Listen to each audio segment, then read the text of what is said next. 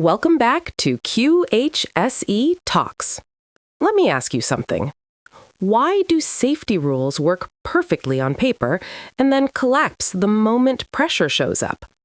Why do some teams stop work when something feels wrong, while others push through hazards they clearly recognize?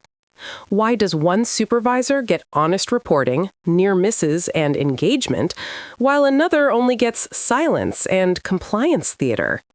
Same workplace, same procedures, same risks. Different outcomes. And here's the uncomfortable question most safety professionals don't like to face. Is the problem really the workers, or is it the way management understands workers? That question sits right at the heart of Chapter 21, Management Theories. This chapter isn't about memorizing old names or academic models. It's about understanding the human mechanics behind every safety program, the forces that shape behavior long before PPE, procedures, or audits ever come into play.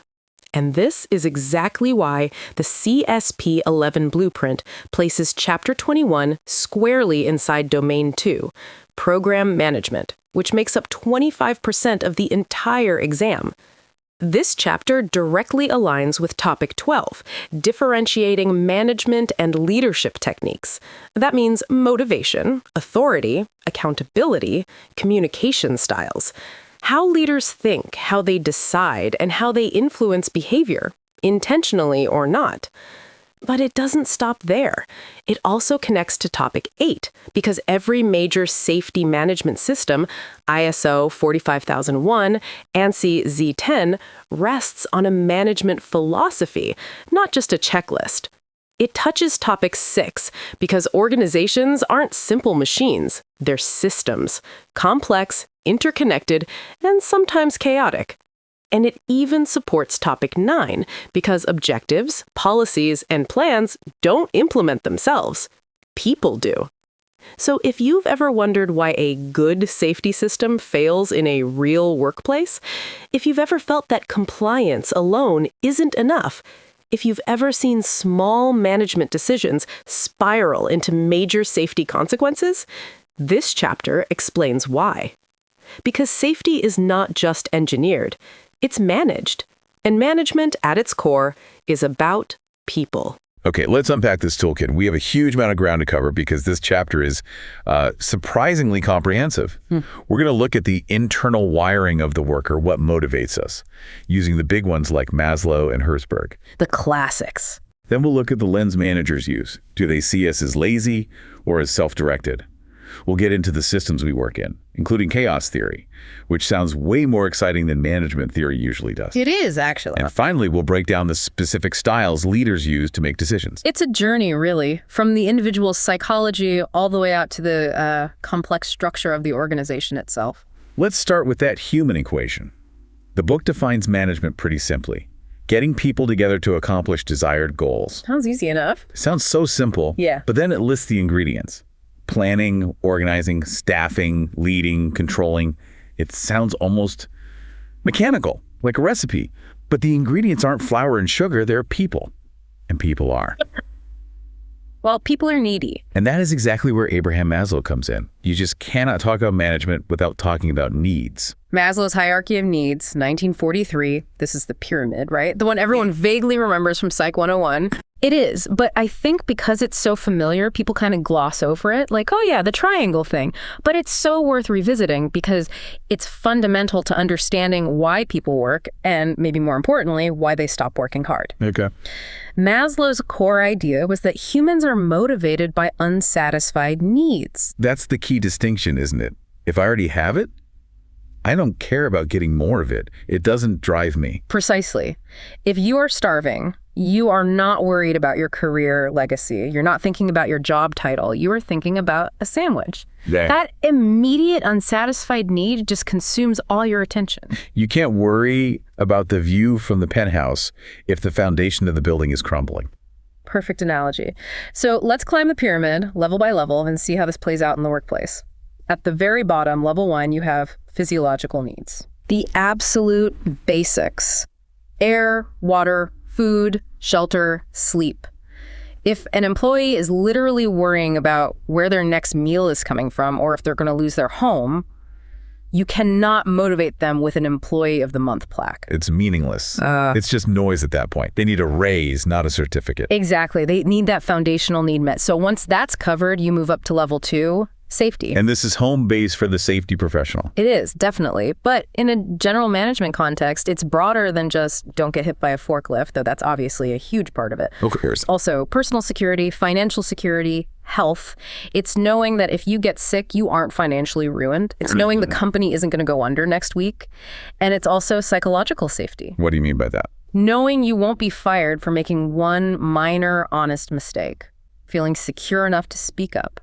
This feels like the territory where a lot of union negotiations live, right? Job security, benefits, health insurance, that kind of thing. Absolutely. It's all about creating a stable platform so you aren't constantly living in fear. Okay, so I'm fed, I'm safe. What's next on the pyramid? Level 3 is love and belonging. We're social creatures. We need friendship, connection, family, a sense of being part of the team. Part of the tribe? Part of the tribe, exactly. If a workplace is totally isolating, you sit in a cubicle and never talk to anyone, people just check out. They get depressed. We need to feel like we belong. That makes sense. That's why companies have team building exercises, I guess, even if everyone rolls their eyes at them. They're trying to hack level 3. Right. And above that? Above that is esteem. This is the need to be respected. It's about achievement, confidence, being valued by others.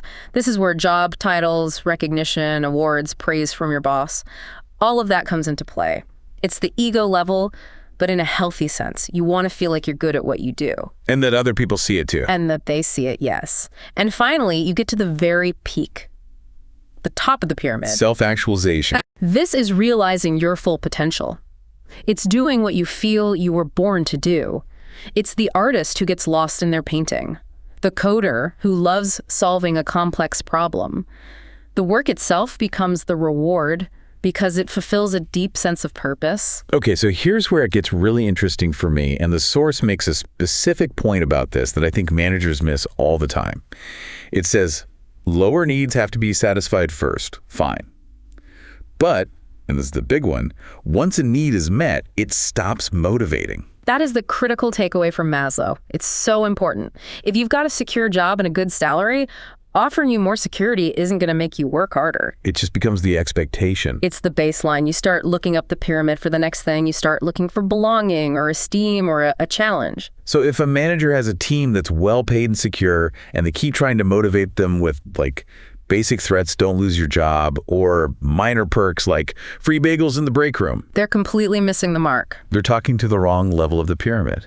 Totally. The team has moved on. They don't need another bagel. They need to feel like their work matters. Which is actually a perfect lead-in to the next theory, because it explains exactly why that bagel strategy is doomed to fail. We're talking about Hertzberg's motivational theory from 1959. Right, Frederick Hertzberg. He didn't just stack the needs, he split them into 2 totally different buckets. And this is crucial because I think people confuse them all the time. Okay, what are the 2 buckets? He called them hygiene factors and motivation factors. People tend to think that everything good is a motivator and everything bad is a demotivator. But Hertzberg said it's much more nuanced than that. So let's define hygiene factors first. The name kind of implies what? Cleanliness, maintenance. Think of it like a restaurant. If the restaurant is clean, you don't call all your friends and say, you won't believe it, the table was clean. Right. You just expect it. It's the baseline. But if it's dirty, if there are roaches on the wall, you're disgusted. You're actively dissatisfied. You're never going back. Got it. So hygiene factors are about preventing dissatisfaction. Exactly. If they're missing or they're poor, you will hate your job. But, and this is the key, having them doesn't make you motivated. It just makes you not unhappy. Okay, that's a big distinction. So what are some examples of these hygiene factors in a workplace? Well, things like poor supervision, a toxic relationship with your boss, terrible physical working conditions like the office is always freezing or your chair is broken. Sure. Company policies that are just bureaucratic and make no sense. And the one that always surprises people, salary. Wait, hold on. Let's pause on that. Salary is a hygiene factor. I thought money was the ultimate motivator. That's why we go to work. And that's the nuance that trips everyone up. According to Herzberg, if you are not paid enough, if you feel you're being exploited, you are deeply unhappy, you're dissatisfied. You'll complain, you'll probably quit. Absolutely. But if you are paid a fair market wage, you're not suddenly motivated to work harder. You're just neutral. You're not unhappy about your pay anymore. Wow. So money keeps me from leaving, Yeah. but it doesn't make me want to stay late and innovate. That's it in a nutshell. Hygiene factors prevent pain, but they don't create drive. They get you to zero. They get you to show up. To get that extra mile behavior, you need the other bucket. And motivation factors. Right. And these are things that feel very different. Things like a sense of achievement, getting recognition for good work, the work itself being interesting and challenging, having real responsibility, opportunities for advancement and growth. So you can't motivate me by fixing my broken chair. That's hygiene. You have to give me a project that I actually care about. That's motivation. Precisely.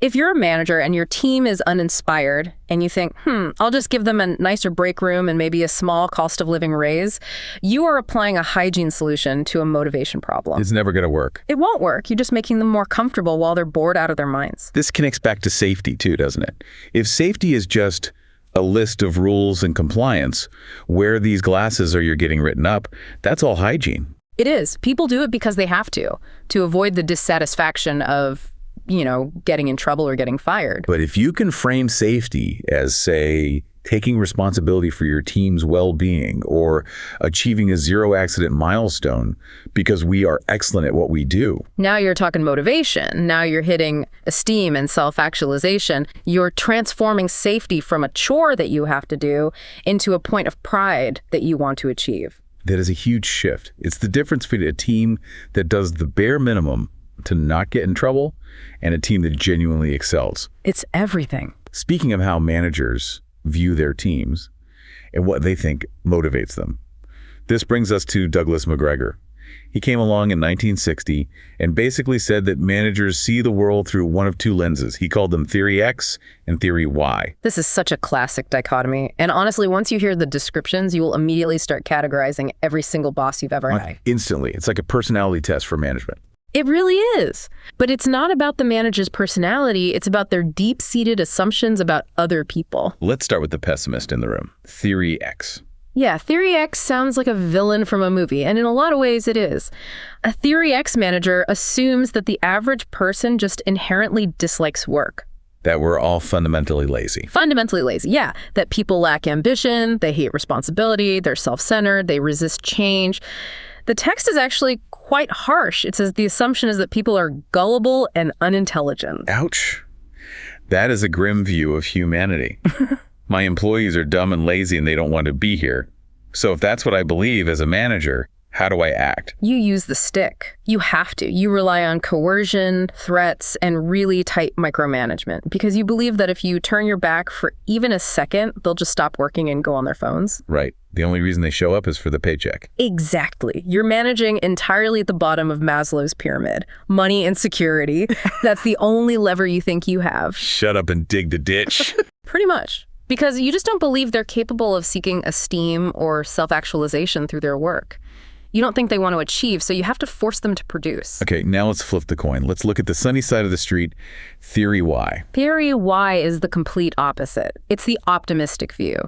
It assumes that work is as natural as play or rest, that it's not something to be avoided. It assumes people don't have to be forced. Right. It believes people are naturally self-directed, they're creative, and they're willing to accept and even seek out responsibility if they're committed to the objective. So a Theory Y manager basically believes that if you treat people like adults, they'll act like adults. Essentially, yes. They believe that imagination and creativity aren't just reserved for the people in the C-suite.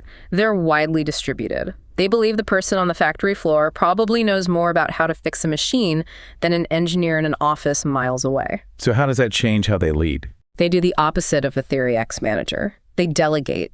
They decentralize authority. They practice something called job enlargement, which is just giving people more variety in their work to keep it interesting. And they get people involved. Yes, participative management. They invite employees into the decision-making process because they trust their input. They assume employees are motivated by those higher-level needs we talked about. Esteem, self-actualization. So let's connect this to safety again. Imagine a safety culture under a Theory X manager. What does that look like? Oh, it's a nightmare. It's all about compliance and punishment. Wear your hard hat or you're written up. It's totally adversarial. It's cops and robbers. Cops and robbers, exactly. Yeah. And what happens if there's a near miss or a small accident in that environment? You hide it. You cover it up. Because you know you're just going to get blamed. The manager automatically assumes it's your fault because you were lazy or careless. Bingo. It creates a culture of fear and silence. And you miss all the warning signs of a bigger disaster because nobody's willing to speak up. Now flip it. Imagine a Theory Y safety culture. It would be collaborative. It would be, hey, we notice this process seems a little risky. You guys are the experts who do it every day. Yeah. What are your ideas on how to make it safer? Exactly. The manager assumes the worker wants to be safe and has valuable insights.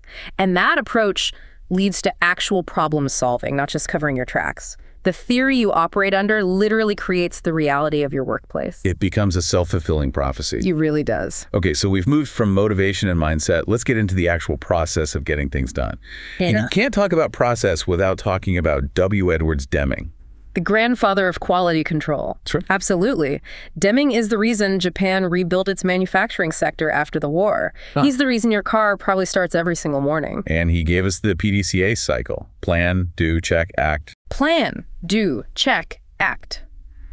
It sounds so simple, almost too simple to be profound.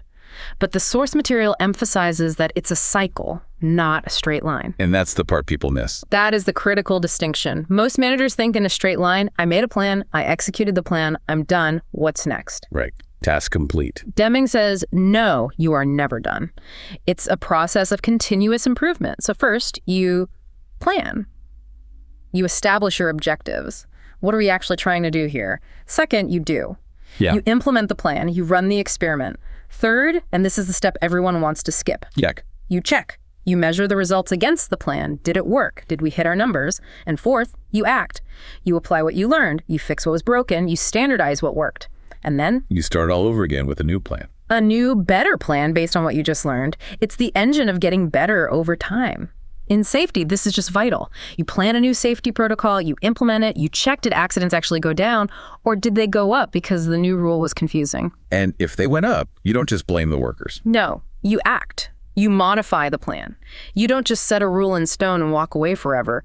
It implies that management is never finished. It's a constant process of refinement. And tied into this idea of setting objectives is another huge name, Peter Drucker. He gave us management by objectives, or MBO. Drucker is a titan of management theory. And MBO, which he introduced back in 1954, was revolutionary because it was a direct challenge to that Theory X style of do this because I'm the boss and I said so. So how does MBO work in the real world? The core concept is that management and employees sit down and agree on the objectives together. It's participatory. It's a negotiation in a good way. So instead of my boss just telling me your sales quota is 100 units this quarter, we actually have a conversation about it. Right. You discuss what's realistic, what resources you'll need, how that number aligns with the bigger company goals. Maybe you both agree on 100. Maybe you make a case for 80 because the market is tough. Maybe your boss convinces you 110 is achievable. But the point is, because you participated in setting that goal, you now have ownership of it. You have skin in the game. You have skin in the game. It connects right back to Theory Y and Hertzberg's motivation factors. If I help set the goal, I feel a sense of responsibility and achievement when I hit it. It's not just my boss's goal anymore, it's our goal. It just creates so much clarity. Everybody knows what the target is because they help paint the bullseye. It really cuts through that ambiguity of, I don't really know what my boss wants from me. So we've covered the people, the attitude, the process. I want to zoom out now, way out, and talk about the environment we're managing and the whole system. Okay, now we're getting into systems theory and my personal favorite part of this whole chapter, chaos theory. Let's start with systems theory. The core idea here is that an organization isn't just a collection of names on an org chart. Not at all. Systems theory views an organization like a biological organism. It's an interconnected, complex system. You can't just look at the sales department in a vacuum or the safety department in a vacuum. Everything is a subsystem that affects everything else. It's like the human body, right? If your kidneys start to fail, it puts a strain on your heart. That's a perfect analogy. Or a corporate example. Let's say the sales department overpromises a huge order to a client with an impossible deadline. Okay. Now, the production department is under immense pressure, so they have to cut corners to meet that deadline. Maybe they disable a safety guard on a machine to make it run faster. And then an accident happens. And everyone blames the production worker or the safety manager. Right. But the root cause wasn't in production. The root cause started in sales. Systems theory teaches you to look for those interconnections. If you change one thing over here, what are the ripple effects over there? You're managing a whole web, not just a bunch of straight lines. Exactly. Which brings us to chaos theory. Which sounds like what happens when the coffee machine breaks on a Monday morning. It feels like that sometimes, but there's a lot more to it. Chaos theory is the study of systems that are highly sensitive to initial conditions. You've probably heard of the butterfly effect. Sure. A butterfly flaps its wings in Brazil and causes a tornado in Texas. That's the famous metaphor. In management, it means that a very, very small change at the beginning, a tiny error in a calculation, a slight miscommunication in a meeting, one supervisor having a bad day, can lead to massive, wildly different outcomes down the road. The source mentions a paradox that kind of breaks my brain a little. It says that chaotic systems can be deterministic, but still unpredictable. What does that even mean? Okay, think about the weather. The weather follows the laws of physics. It's deterministic. It's not magic. We know how air pressure and temperature work. Right, it's cause and effect. It's cause and effect. But because there are millions of variables interacting, temperature, humidity, wind speed, solar radiation, it is impossible to predict the exact weather 2 weeks from now. It's fundamentally unpredictable in the long term. So in a workplace, you can have a perfect deterministic set of rules in a safety manual. But because you have unpredictable humans interacting with complex machines, a tiny variance, a loose screw, a moment of distraction can still lead to a catastrophe. Precisely.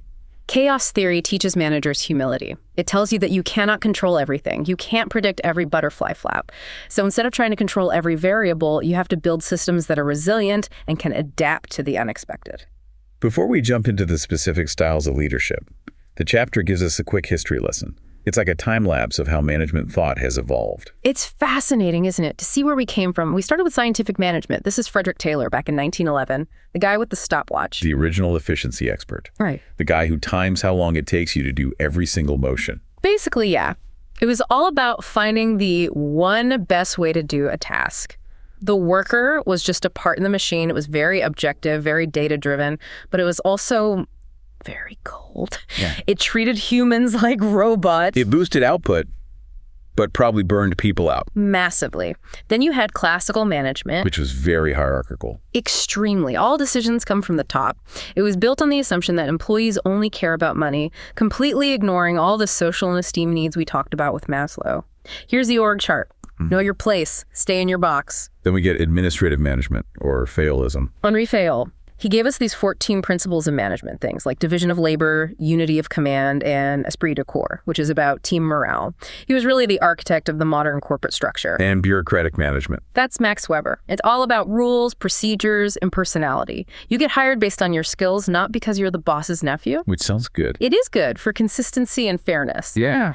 But it also creates that rigid, slow-moving red tape culture that can stifle innovation. And finally, there was a big shift. A backlash almost to human relations theory. Yeah, this came out of the famous Hawthorne studies with Elton Mayo. This was the pendulum swinging all the way back.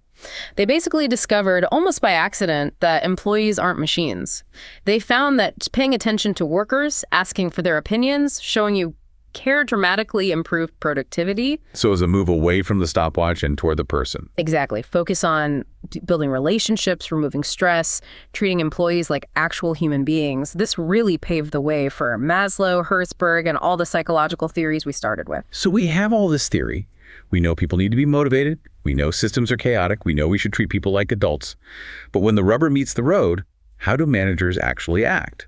The text lays out this really useful style matrix. This is a great practical tool. Imagine a graph with two axes. One axis runs from autocratic to permissive. So autocratic means I make the decision alone.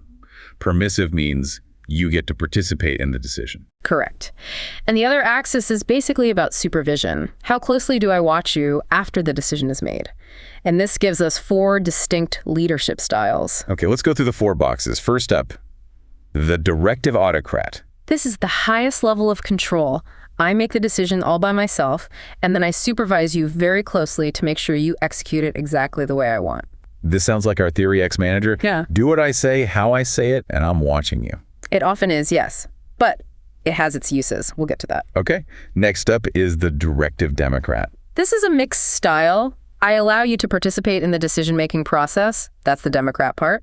But once we've made the decision together, I supervise you closely. That's the directive part. So let's all vote on what color to paint this room. Okay, we chose blue. Now I'm going to stand over your shoulder and watch you paint every single brushstroke. That's a perfect way to put it. Then we have the permissive autocrat. That one sounds like a contradiction in terms. It does, but it makes sense. It means I, the leader, make the decision alone. I'm the autocrat, but I'm permissive in how you achieve the goal. I give you a lot of freedom and latitude on how you do the work. We are taking that hill. I pick the hill. You guys are the experts. You figure out the best way to get up there. Exactly. I set the what, you figure out the how, and finally, the permissive Democrat. This sounds like the most hands-off style. It is. It's the highest level of trust. We decide on the goal together, and then I trust you to carry out the work with a lot of autonomy. What hill should we take, and what's the best way you see to get there? It's pure delegation and empowerment. Now, a minute ago, I was pretty judgmental about the directive autocrat. I called it a nightmare. But the source brings up contingency theory, which basically says, not so fast. It's the it depends theory of management, and it's so important. Fred Fiedler was a big proponent of this in the 70s. The core idea is that there is no single best way to lead. The optimal style is contingent on the situation. So let's use the examples from the text, which are pretty stark. If I'm leading a squad of soldiers attacking an enemy position, or let's use a civilian example, a team of firefighters rushing into a burning building. You absolutely want a directive autocrat. You do not have time for a committee meeting. You can't stop and say, okay, team, how do we feel about this 5-alarm fire? Does it align with our quarterly goals? No. You need someone to give clear, instant commands, and you need everyone to follow them without question, because lives are on the line. Precisely. You need unified action and close supervision. But if you're managing a department of scientists trying to cure a disease or a team of software developers building a new app, You probably want a permissive Democrat. for sure. You hired them for their creativity and expertise. You need their input on the goal, and you have to give them the freedom to experiment and even to fail. If you micromanage a research lab, you kill all innovation. So a great manager isn't just a nice manager or a tough manager. A great manager is a chameleon. That's the perfect word. They change their style based on the task, the team's experience level, and the urgency of the situation. If you're managing a crisis, like a chemical spill, you have to shift into that autocratic mode. But when you're planning the annual company picnic, You'd better be in democratic mode. The huge mistake managers make is getting stuck in one quadrant of that matrix. They use the same style for every situation. They treat the chemical spill like a picnic, or worse, they treat the picnic like a chemical spill. this really brings it all full circle, doesn't it? We started with the internal needs of the individual with Maslow and Hertzberg. Then we looked at the manager's fundamental assumptions about people with theory X and Y. We looked at the processes we use, like PDCA, and the complex systems we operate in, like chaos theory. And we ended with the specific tactical leadership style you have to choose in the moment. It all fits together. It's a whole ecosystem. You can't just be good at one piece of it. You can't just be a people person who understands human relations if you don't understand the systemic risk described by chaos theory. You can't just be a process guru who loves bureaucracy if you don't understand what actually motivates people. So what does this all mean for you, the listener? Whether you're a safety professional, a CEO, or just someone trying to get through your work week, what's the big takeaway? It means that management isn't just a title or a position of authority. It's about understanding which levers to pull. You have all these tools: motivation, process, style. If you're struggling to get your team to be safer or more productive or just happier, maybe you're pulling the wrong lever. Maybe you're offering a hygiene fix for a motivation problem. Exactly. Or maybe you're using a directive autocrat style when the situation desperately calls for a permissive Democrat. It gives you a diagnostic tool. Instead of just saying, my boss is a jerk or my team is lazy, you can analyze it. You can say, oh, I see, he's operating from a theory X mindset, or we're stuck in a bureaucratic system that isn't adapting. And once you can name it, once you see the pattern, you have a better chance of navigating it. Or if you're the one in charge, you have a chance to change it. I want to leave our listeners with one final thought to chew on. We talked about chaos theory, that idea that a very small error can cascade into a massive failure. The butterfly effect. Right. And we talked about some of these rigid, bureaucratic management styles. Okay. In the next chapter of this same book, chapter 22, it mentions something called the Superman syndrome. It's this dangerous belief some people have that it can't happen to me or I'm invincible. A very dangerous mindset in any high-risk environment. So here's the question. Do managers sometimes suffer from a Superman syndrome about their systems? Do they get so comfortable with their beautiful org charts and their detailed procedure manuals, their bureaucratic theory, that they start to believe their system is invincible? That's a really profound question. Do they ignore the reality of chaos theory, that a single butterfly, a single burnt-out employee, a single skipped safety check can bring that entire perfect on-paper system crashing down? I think they do. We build these systems to protect us from reality. But if the system becomes a way of ignoring the human element or ignoring the chaotic nature of the world, then the system itself becomes the biggest blind spot. We think the paperwork will save us. But the paperwork is just paper. And the reality is always messy. So as you go back to work tomorrow, take a look around. Which theory is your workplace really running on? Is it working? And are you prepared for the butterfly? Always have to watch out for the butterfly. Thanks for diving in with us. We'll see you next time.